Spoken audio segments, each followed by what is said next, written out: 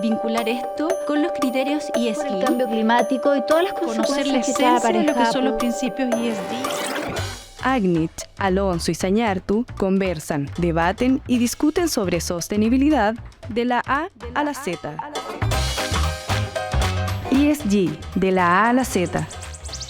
Es una presentación de Estado Diario, producida por Plataforma Podcast. Hola, ¿cómo están? Soy Manuela Sañartu y les doy la bienvenida a nuestro segundo capítulo de la segunda temporada de nuestro podcast ESG de la A a la Z. En este capítulo hablaremos de gobernanza, los escándalos corporativos que han sacudido a Chile el último tiempo y el rol del directorio. Antes de partir, quería tomarme un minuto para agradecer a toda nuestra audiencia, que es muy diversa. Nos siguen desde Chile, desde el extranjero, personas jóvenes, personas mayores, hombres, mujeres, y es algo que nos tiene muy contenta y nos ha motivado a seguir con esta segunda temporada, buscando algunas novedades que ofrecerles y que siga siendo un aporte para ustedes también en cuanto a la promoción de la sostenibilidad. Igual que la temporada anterior, estaremos cada 15 días con un nuevo capítulo junto a Tamara Agnich y Soledad Alonso, y nos pueden ver en YouTube, en la plataforma de Estado Diario, o nos pueden escuchar a través de Spotify y Apple Podcast. Con esta introducción les doy la bienvenida a este capítulo y como ya les adelantaba, hoy vamos a hablar de los escándalos corporativos que han remecido no solo a Chile, sino que Chile y el mundo. Cómo hemos identificado que la gobernanza o una inadecuada gobernanza de las organizaciones ha tenido un impacto en estos escándalos y cómo podemos vincular esto con los criterios ESG, que es el motivo que nos convoca y sobre el cual versa nuestro podcast. Así que Tamara, Sole, bienvenidas a un nuevo capítulo. Hola ¿Cómo Manu, están? hola Sole. Muy bien, contentas de estar aquí. Felices, no Felices. solo contenta, porque díganlo, pasamos regio, Sí. ¿no? Feliz de estar acá. Sí, es verdad, lo pasamos regio. Tamara, quería partir preguntando tu opinión respecto a ¿cuál crees tú que es el rol de la gobernanza en la promoción de la sostenibilidad y en relación con estos escándalos corporativos que hemos visto que incluso ha terminado en algunos casos con la disolución de las empresas o tratándose, por ejemplo, de escándalos recientes que involucran a empresas del sector financiero, que son sociedades reguladas y que están afectadas a registro ante las autoridades, la CMF, etcétera, han terminado en la cancelación de su registro y que finalmente no pueden seguir funcionando, no pueden seguir operando. Bueno, obviamente te voy a responder con los sesgos naturales propios que yo tengo, que creo que la gobernanza es la que debe entregar las herramientas adecuadas para asegurar el comportamiento correcto de las organizaciones.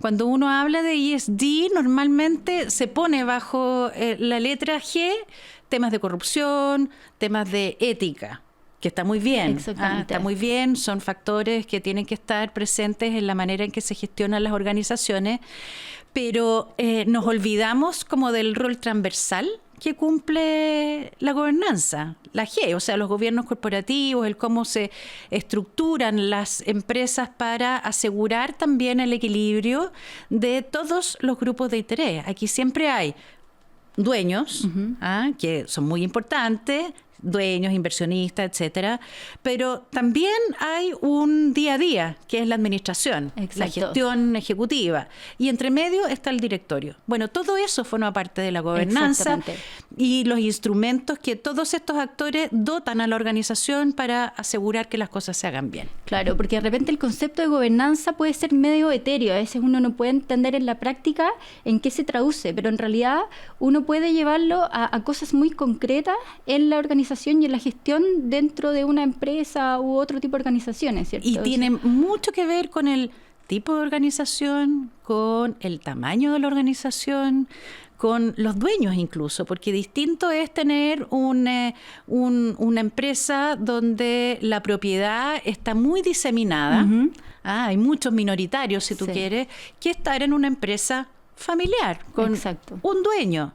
que no significa que la empresa que tiene un dueño no tenga igualmente que tener herramientas que le permitan asegurar el rol y el cumplimiento del propósito, etcétera. Claro, podríamos decir a lo mejor que la gobernanza fija como un marco de manera bien concreta, o sea, son políticas, controles que se establecen, el rol del directorio, de la administración, etcétera, pero que tiene que estar alineada o que debe permitir de alguna manera esta conexión con la estrategia de la propia empresa, su modelo de negocio, para que las distintas variables de la ESG o ASG puedan desarrollarse por plenamente. Supuesto, y entre medio seguir ganando plata. Exacto, por supuesto, claro. Por supuesto. O sea, juega un rol preponderante al final del día la gobernanza, la sostenibilidad de las organizaciones, ¿cierto? Así es. Sole, y a propósito de los escándalos corporativos que han sacudido a Chile el último tiempo, han cubrido la prensa, yo diría, los últimos meses, pero sistemáticamente un escándalo tras otro. Y al analizarlo, uno puede encontrar ciertos factores comunes, a lo mejor, desde el punto de vista de las deficiencias de la organización. ¿Qué piensas tú al respecto? Así es, Manuela. Bueno, en todos estos casos, y no solamente en Chile, sino que en general en las jurisdicciones, aquí lo que primero uno empieza a mirar es que falta implementación de controles que sean efectivos, hay negligencia del directorio en el involucramiento o a veces al revés, es el directorio el que está involucrado en estas malas prácticas, falta de auditoría, falta una cultura de integridad. Entonces, todo este comportamiento contribuye a generar una cultura corporativa criminógena, que es lo que se llama en compliance, que empezamos a familiarizar conductas que no son, que están o son delitos o están reñidas estrechamente con la ética. Sí. Y entonces ahí se empieza a transversalmente a contaminar o a contagiar la empresa completa, y sucede que después para intervenir es muy difícil intervenir esa empresa porque hay un círculo vicioso y tóxico que es difícil de romper, pero no imposible, porque tenemos que recordar que la cultura de ética y de integridad, y para que no se produzcan estos escándalos que lo único que hacen es cada día desprestigiar más a las instituciones en general y también a las empresas privadas. Entonces, lo que no se nos puede olvidar es que todo tiene que ir de la mano, pero es de día a día, es una construcción del día a día. Y también un tema que es importante es administrar bien y manejar los conflictos de intereses, porque muchas veces el conflicto de interés per se no es malo, sucede siempre, pero si yo lo administro y lo gestiono mal, bueno, ahí tenemos los resultados que hemos visto en la prensa y que los vimos antes en otras latitudes. Sí, yo creo que hay dos como elementos que son interesantes a lo mejor de destacar.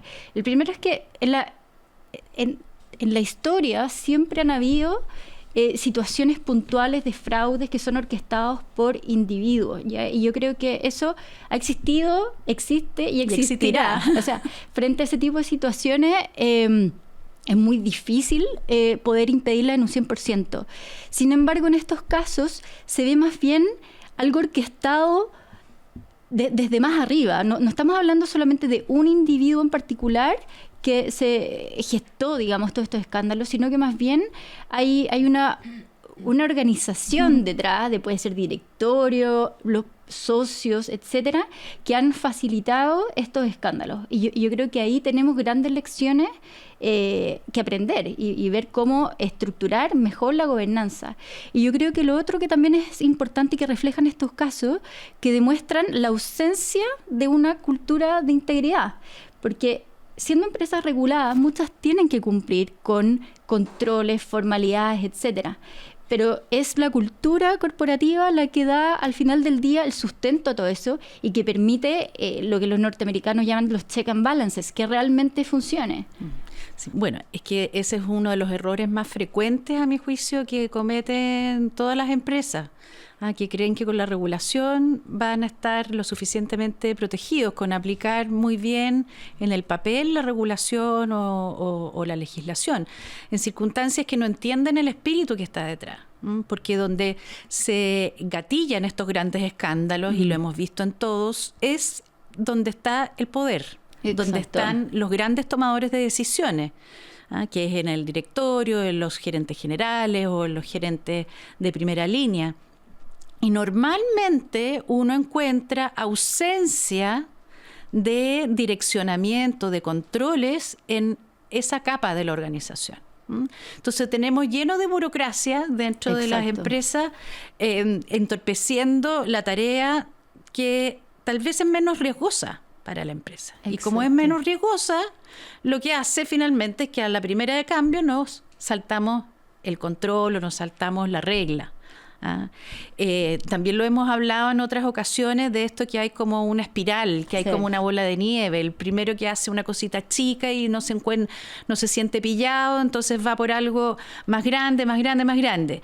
Y lo más probable es que estos escándalos también se hayan gatillado de esa manera. Exacto. En cambio, si es que desde el primer momento estuvieran puesto ahí alguien que supervisa que estos tomadores de decisiones no crucen la línea, y que los errores se enfrenten a tiempo, no llegaríamos a estas bolas de nieve que después se transforman en escándalo. ¿Cuántas veces nos hemos escuchado a tal o cual que resulta que cometió un gran fraude económico y una fila de gente que dice, pero si era una buena persona? Exacto. Y lo más probable es que él también se haya seguido sintiendo buena persona. Sí. Sí, totalmente. Bueno, así es, efectivamente, complementando un poco lo que dice Tamara y Manuela.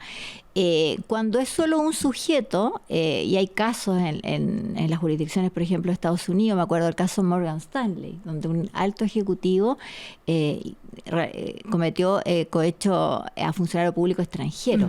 Pero la empresa colaboró desde el primer momento con la autoridad, proporcionó documentación, aisló a la persona y demostró que había hecho todo lo posible y lo razonable y todas las veces que lo había capacitado. Entonces, quien terminó en la cárcel y terminó pagando multa de su propio patrimonio, como ahora va a ser también en la ley de delitos económicos, fue quien infraccionó la cosa puntual, como tú decías, el que se saltó los controles. Pero cuando ya la cosa es a todo nivel y es transversal en la empresa, eso es, digamos, lo que pareciera ser que se está viendo en los últimos casos que nos han remecido acá en Chile. Claro. Y que pone sobre la mesa la relevancia de la G. Claro, y por supuesto, porque además no es solamente un control el que falla, ya es cuando uno se da cuenta que en realidad es una cuestión, sistémica, que no conversada para nada, con la transparencia, con la ética, con una buena gobernanza, etcétera. Y Tamara, estos escándalos corporativos obviamente tienen un costo súper concreto para la propia empresa. En cancelación de las inscripciones, lo que veíamos, ahora estamos incluso frente a formalizaciones de directores. O sea, es un escenario novedoso a lo mejor para Chile, pero también tiene un impacto en la confianza, ¿o no? ¿Qué piensas tú al respecto? O sea, las esquirlas que tienen estas situaciones es tremenda. Claro. Porque erosiona la confianza del mercado completo. Entonces, no es la empresa la que afecta su reputación, que duda cabe, por supuesto, se ve afectada. Claro. Pero empieza a existir o a agrandarse esta sensación de desconfianza en el sentido de que son todas iguales. Así como cuando a veces decimos son todos los políticos la misma cosa, y que no es verdad, porque hay algunos que son de una manera y otras no. Lo mismo sucede con las empresas, pero la percepción o más bien como la desazón que queda en la ciudadanía es que hubo un abuso. Sí. Y que si este lo hizo, lo más probable es que el de al lado también. Entonces, por eso es tan relevante, a mi juicio, la respuesta, como nos decía Soledad también hace un minuto, que estas cosas se enfrenten a tiempo con transparencia, con ganas de resolver, para que quede demostrado que no es que exista una organización criminal dentro de la empresa. Prácticamente. En algunas, lamentablemente, se ha demostrado que es una pandilla, por decirlo en términos más suaves. O sea, es crimen organizado de cuello blanco. Claro. Y de hecho ahora con la nueva ley, justamente ya no va a poder ser tan así. Por las penas y por el sistema de penas que me imagino que nos vamos a tocar más adelante. Sí, yo creo que eso es importante lo que decías, Tamara, porque de alguna manera esto genera como un efecto dominó. O sea, no es solo una empresa, sino que, cuando ya se revelan 3, 4 casos en un periodo corto de tiempo, uno dice, esto es a lo mejor generalizado, una práctica sistémica, y ese efecto dominó es aún más... afecta más profundamente la confianza. Claro, es un círculo vicioso, una espiral que te lleva... Y es difícil de restablecer. Y yo creo que parte de lo que ayuda a restablecer estas confianzas es efectivamente cómo responde la organización, y que tiene que ser muy rápido. Y eso puede ser un desafío también, porque... Y eso es parte de la gobernanza. Claro. O sea, que estén definidos esos protocolos, esos comités de crisis, esas fórmulas. Es decir, atacar la crisis del primer momento, claro, y enfrentarla. Pero por eso eso es parte de la gobernanza. Yo creo que no es una cosa como suelta que se tiene que empezar a imaginar cuando el escándalo existe. Claro, es un riesgo explota, siempre. obvio. Por lo tanto, hay que anticiparse. Y yo creo que ahí hay un gran aprendizaje, porque cuando uno escucha las declaraciones de los otros miembros de la empresa o la organización, generalmente están en estado de shock. O sea, uno se da cuenta que esto no estaba dentro de lo que tenían contemplado que podía ocurrir, salvo aquellos casos en que decíamos recién que uno ve que hay una orquestación ya más agua de arriba, digamos.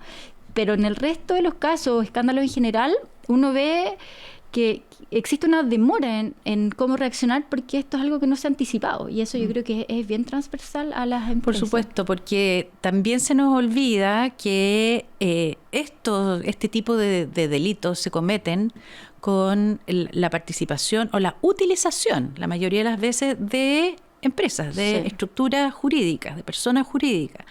Entonces, la primera responsabilidad a proteger a ese ciudadano corporativo es del gobierno corporativo. Claro. De su directorio, porque hay una idea de los dueños de proteger su patrimonio, y la administración, que duda cabe, tiene que aterrizar todos aquellos mandatos de los distintos stakeholders. Claro, y yo creo que en el fondo lo interesante también de analizar estos casos, que uno ni siquiera es necesario dar nombres, porque son, digamos, el modus operandi se replica en Chile, en el extranjero. O sea, son finalmente situaciones que uno mundiales, empieza mundiales. Y en ese sentido yo creo que lo interesante es sacar lecciones, ¿o no, Sole? Aprender qué cosas se pueden modificar, qué lección, qué aprendizaje pueden tener los directorios frente a este tipo de situaciones y cómo evitarlas en el futuro. Bueno, así es, Manuela. Es decir, aquí las empresas, sobre todo los casos que hemos visto en Chile, pero también a nivel internacional, como tú dices, yo creo que ofrecen una importante oportunidad de mejora, como decimos en compliance. O sea, una oportunidad de mejora para entender qué hicimos mal, dónde estamos fallando, qué brechas grandes tenemos y cuántos estamos bien empapados de hacer bien las cosas, como decíamos hace un rato, no por la sanción, sino que porque de esa forma es como voy construyendo una cultura de integridad. Gestioné más los intereses, los conflictos de intereses, no me preocupé de hacer auditoría, que existen muchas herramientas que tiene el directorio para enfrentar este tipo de situaciones. Y por lo tanto, lo importante es sacar lecciones, porque recordemos que, así como hablábamos del efecto dominó, o sea, que se empieza a todo el ecosistema de la industria, o del giro de la industria se empieza a dudar, también empiezan a caer las confianzas en el mercado, se empieza a afectar todo, y la confianza en las instituciones, que es algo que hoy en día en este país no podemos cerrar los ojos, y tenemos que darnos cuenta que tenemos una crisis generalizada de confianza, y sin confianza no podemos construir, por ejemplo, programas de cumplimiento integrales, o sea, que vaya más allá del check de que cumplí la orden, la orden, la regla o la política, sino que vaya más allá, y eso se construye no de un día para otro. Claro, yo creo que también esto de alguna manera pone de manifiesto la importancia que tiene una adecuada gobernanza en una gestión sostenible de la empresa, porque esto debiera ser como un riesgo crítico, ¿no? Claro. Para las empresas. Sí, absolutamente. Alto o severo. Exacto, o sea... Claro, y uno lamentablemente ve en la práctica que los directorios no se toman tan, no quiero decir en serio, no, no han despertado ante la verdadera urgencia que tienen estas temáticas. Entonces se cree que los riesgos de esta naturaleza es cosa del auditor o es cosa del asesor jurídico. Claro. Y siguen solamente poniendo los ojos en el riesgo financiero, el riesgo de crédito, el riesgo operativo, y como que en muchas, no quiero decir todas, Claro. Porque hoy día cada vez, como todo en la vida, va evolucionando positivamente, con más fuerza tiene que estar instalado este tipo de riesgo arriba de la mesa de los directorios, con la misma relevancia, porque este factor es clave para la sostenibilidad y la permanencia en el tiempo de las empresas. Sin Claro. confianza, si es que los stakeholders te quitan la licencia para operar, fregaste. Claro. Sonó la empresa en ese caso. Sonó la empresa, Sí. así es. Yo creo que es súper importante poder destacar el rol que tienen los directorios en,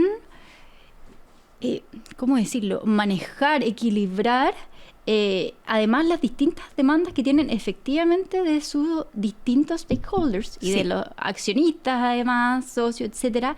Entonces, claro, yo creo que es imposible negar que existe esta presión a lo mejor por obtener retorno Ganancia, financiero, obvio. ganancia, obvio, eso existe y no se puede negar, pero efectivamente el costo de no gestionar adecuadamente sus otros riesgos, sus otros riesgos, que son exactamente. riesgos diferentes, riesgos novedosos, riesgos en los que las empresas no han estado muy acostumbradas a manejar y a poner en la parrilla de temáticas que necesitan hacerse cargo. Entonces, de nuevo, y esto yo sé que lo digo a cada rato, pero a lo mejor si lo repito mucho, al final queda, Va a ¿no? ser verdad. Claro, que termina el valor presente de las empresas que Sí. entran en estos espirales llevados a cero, y la ganancia que es tan legítima de querer obtener termina siendo al final muy mediocre. Entonces hay que mirarlo desde un punto de vista también de cuidar el negocio, y si es que queremos cuidar el negocio, obviamente esa es una temática estratégica Sí. que corresponde al directorio. Sí. Yo pienso que también los directorios pueden tomar varias medidas concretas, y una de ellas, considerando que en Chile ahora tenemos una ley sobre prevención de delitos, modelos de prevención de delitos, responsabilidad penal de las empresas. Y no sé, Sole, ¿qué piensas tú, esa herramienta, esa medida concreta que pueden tomar los directorios, cómo abordar, cómo aproximarse hacia los modelos de prevención de delito como una herramienta más para gestionar la adecuada gobernanza y la sostenibilidad de la empresa al final del día? O sea, efectivamente, Manuela, ahí hay un tema porque la nueva ley de delitos económicos te exige un modelo de prevención de delitos que sea efectivamente implementado y adecuado. Adecuado significa, en términos bien fáciles, a la realidad de la empresa, o sea, al giro, al tamaño, a los recursos que tiene y a la actividad principal que realiza, ¿no es cierto? Entonces tienen que ver, ¿no es cierto?, calibrar lo que se llama el riesgo inherente, que es el riesgo antes de control, del riesgo y el riesgo residual, que es el riesgo después de control. Pero siempre tienen que estar alerta para supervisar esto, que es clave. Y por lo tanto, en nuestro país, sin embargo, la práctica de los directorios no pueden estar en el día a día o no se empapan de esta función, que no es otra cosa que el compliance, y se delega en los oficiales la labor de compliance, que eso está bien, eso lo hacen todas las empresas, en oficiales de cumplimiento o áreas de compliance. Pero ¿qué vemos de repente quienes asesoramos? Vemos que no le dan el suficiente recurso, ni autonomía, ni eficiencia, y ni todo eso, ni esa proactividad que tiene que tener, ni robustecen su área de compliance. Entonces ahí es donde fallan. Y también aquí quiero aprovechar para desmitificar esto de que, por el solo hecho de yo ocupar un cargo en la empresa, entonces me voy a ir preso. No, sucede que lo que pasa es que la ley de delitos económicos efectivamente tiene un sistema de penas distinto, que, para decirlo bien en fácil, no es la del delincuente común, porque estamos hablando del delincuente de cuello y corbata, ¿no es cierto? Entonces tiene otro perfil, no es una persona que necesite ser resocializada, está más más que socializada y además muy contactada a nivel político, empresarial, etcétera. Entonces, aquellos delitos que se consideren económicos y que tengan una pena superior a 3 años, por ejemplo, van a tener cárcel efectiva. Y si bien hay una agravante muy calificada que es participar activamente en el delito desde una posición jerárquica superior, y ahí uno podría decir está el directorio, ¿no es cierto?, pero solamente cuando han participado, porque la ley claramente dice cuando tiene que ocupar un cargo, una función o una posición. Y por lo tanto tiene que haber participado. O sea, no por el solo hecho, como se dijo al principio en los primeros foros que hubieron y debate y de detractores de esta ley, es que por el solo hecho de sentarme en un directorio me voy a ir preso. Y eso era más bien una broma que después empezó a circular en compliance. Sí, pero ¿te puedo interrumpir ahí un por poquito? Supuesto. Pero también ahí sí hay una responsabilidad de los directores de velar porque exista estos sistemas de prevención, y ese es el rol que a veces les cuesta entender. Quieren proteger su responsabilidad personal en circunstancias que están ahí para proteger a la persona jurídica, al ciudadano corporativo. Absolutamente, y eso no lo entienden todos como súper buen punto, Tamara. Yo iba para allá, pero en realidad, en el fondo, ahí está todo dicho. Efectivamente, el empresariado chileno ya tiene que empezar a tomar en cuenta que no es tanto de cómo voy yo ahí, cuánta cárcel me voy a dar, voy a tener que pagar, porque el sistema, además, una cosa es el presidio, que eso a la empresa no la vamos a meter presa, ¿no es cierto? Pero el sistema de 10 multas que se instaló es realmente draconiano. Y cuando a la persona, además de darle prisión, digamos, se vaya condenada y se vaya presa a la cárcel, como decimos acá, o en Capitán Llaver seguramente se va a empezar a abultar. Entonces, esa persona que va a ser condenada a una multa que también va a ser muy elevada, la va a pagar de su patrimonio. Y no lo va a pagar la empresa, no lo va a poder pagar la empresa. Y esto va a ser en relación a lo que ganó la persona en el año anterior. Por lo tanto, saquen sus propias conclusiones. A mayor ingreso, mayor multa. Y lo mismo respecto de la empresa como persona jurídica. Las multas son tan elevadas y altas que pueden perfectamente matar a la empresa. Como antes decíamos, la disolución es la que mata a la empresa. Bueno, ahora la multa alta puede hacer quebrar a la empresa y matarla en términos coloquiales. Sí, ahora yo tengo una pregunta a la Tamara, en su rol de directora además, porque uno ve, claro, en un entorno regulatorio cada vez más demandante, es una realidad, o sea, es una realidad que hoy existe mucha normativa, se han promulgado diversas normas, está esta presión, como decíamos, de distintos sectores, distintos stakeholders, y el rol de los directores se vuelve tremendamente desafiante y demandante. Entonces, yo creo que lo primero es a lo mejor aclarar que los directores se pueden apoyar también en otras áreas u personas, roles, etcétera, dentro y fuera de la organización. Pero ¿cómo motivarlos? ¿Cómo...? Sí, bueno, en el pasado yo comparto que el rol de los directores ha ido también mutando. Y cada vez se les exige habilidades que en el pasado no era tan necesario. Bastaba haber tenido una trayectoria profesional destacada en lo ejecutivo para llegar a sentarse en un directorio para ver temas estratégicos. Exacto. Hoy día eso no es suficiente. Sí. ¿Por qué? Porque hoy día se requieren habilidades de manejar, de ser capaz de manejar distintos riesgos. Claro. Eso es lo que lo hablábamos hace un ratito. Sí. O sea, riesgos que antes no se veían. Hoy día el directorio tiene que hacerlo. Es decir, tiene un desafío no menor de estar permanentemente capacitándose y de estar muchísimo más conectado con la operación. Yo siempre doy un ejemplo que algunos se ríen, pero yo ando en micro.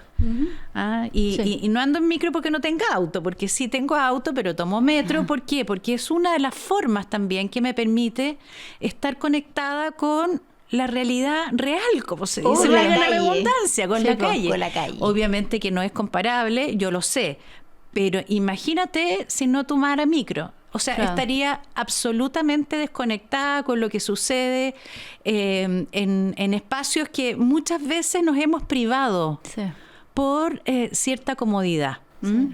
Entonces ahí mi invitación es a que además tomen más micro, están fantásticas, con aire acondicionado, Claro. en serio, Obvio. con wifi, Claro. y no son lo que eran las micros No, de esas antes. sí, pues, uno ah, llega con- por supuesto. Y yo quiero complementar lo que dice Tamara ahí con el tema de los directorios, porque antes hay un tema, como tú decías, que bastaba con tener ciertas competencias, pero también ocurría que bastaba ser de una familia, de un colegio, generalmente hombres, que veraneaban en el mismo lugar, y no había un espacio para la meritocracia. Y eso se está empezando a abrir, se tomaron modelos de Estados Unidos y aquí se están haciendo labor de profesionalizar los directorios que se necesita. Porque para la sostenibilidad, por ejemplo, y para comprender los criterios ESG, para hacer esta reportería se necesita gente que sepa y no una persona que, Claro. porque el solo hecho de tener un apellido, voy a sonar súper resentida, pero no importa, a lo mejor